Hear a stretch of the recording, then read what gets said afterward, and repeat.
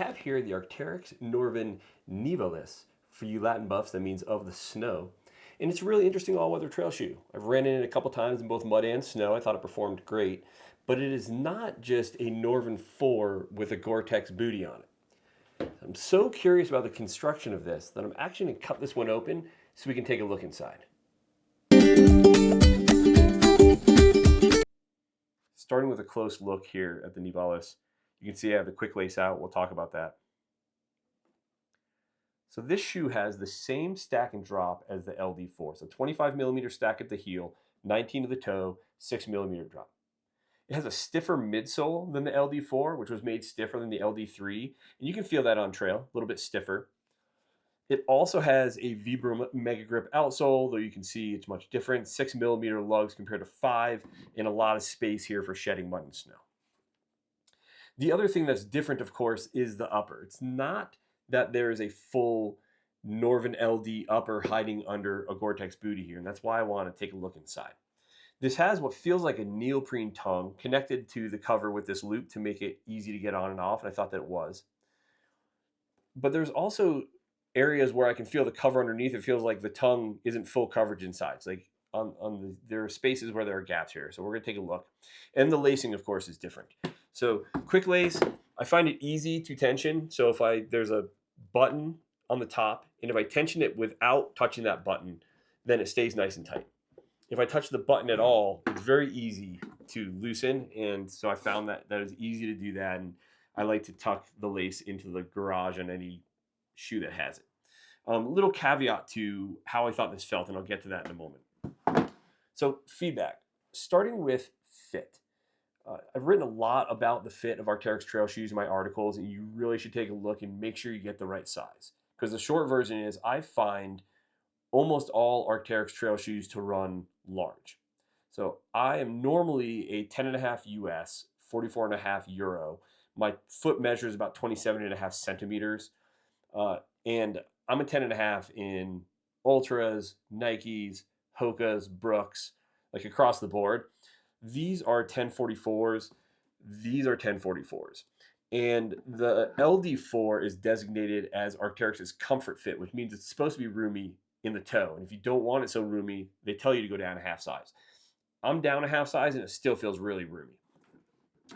The Nivalis is designated as their precision fit. So it shouldn't have as much room in the toe at your normal size, though I find it's huge for me at a 10.5, 44.5. This is a 1044, and if anything, I'd like to try a 43.5 Euro and see if it fits even snugger. Because the two pieces of feedback I have, and again, why I want to take a look inside and kind of see how this thing works, is one, when I tighten this shoe with the quick lace, I get a lot of tension here, but I'm not feeling it really tighten across the top of my foot. And because it's a little large for me, that's what I was going for. So I couldn't quite get it to uniformly tighten over my foot. It really just tightens a lot at the ankle. And then the other thing I noticed is this big bar tack stitch here on the inside of the heel cup. There doesn't feel to be any of this cushioning. There's cushioning like on little spots on the sides of the ankle, but the back of the heel cup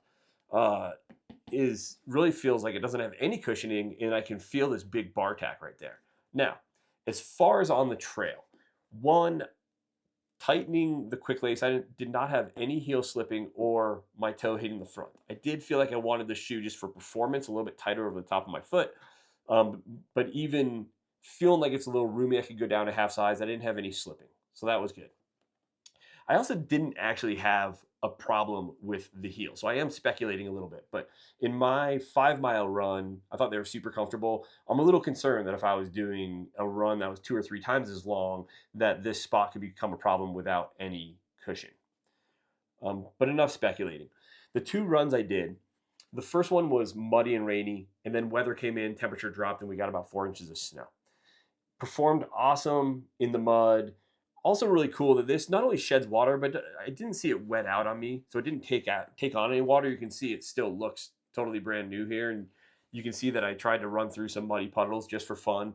And it really did a nice job of actually shedding water. Socks, of course, were dry, but the shoe was dry. I got home I shook it off, got back in the car, and the shoe was like immediately dry, which was totally cool.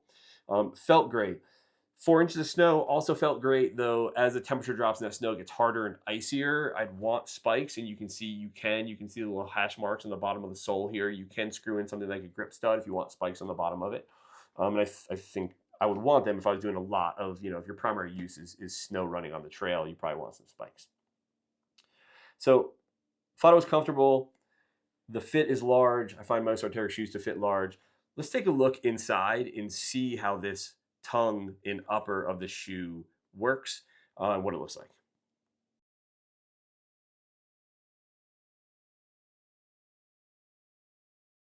All right, this actually took a little bit of fumbling around just to make sure that I didn't accidentally cut the upper. So you can see that I kind of am turning the shoe and constantly rearranging things just to make sure that I didn't cut out anything I didn't want to.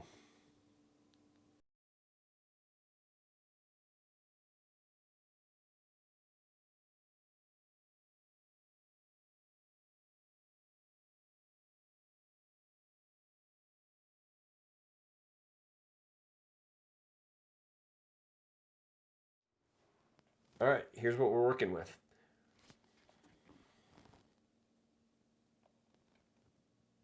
So, like I said, neoprene-like stretch tongue, and it really only goes over your midfoot. You can see it only goes over here.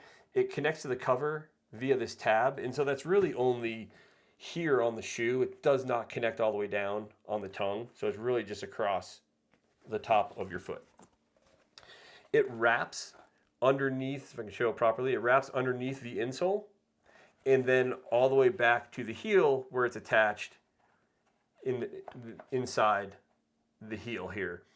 And you can also see from this view what I was talking about, just like these two little cushions on the back of the heel, just on the sides, but almost like where your Achilles is, but no cushion on the back. It's almost feels like cardboard right there. It's not super rough, but you can feel that black strip. And I just question why there's not a lot of cushion there. So, conclusion for me, I think this totally makes sense that you would not want a full shoe with a cover over it. It would feel clunky. The shoe itself would feel really heavy. This one does not. These shoes don't feel heavy compared to a normal Norvan. And when you're not running in cold weather, it probably would not breathe very well, and you're in wet, and you'd have a lot of moisture buildup inside the shoe, and you wouldn't be comfortable. So I think this totally makes sense.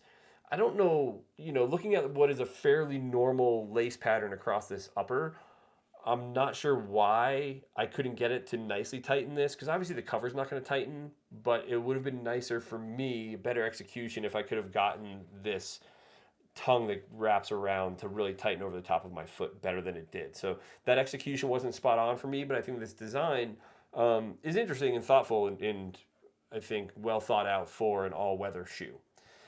So I like that. I do question why there's not more cushion on the heel.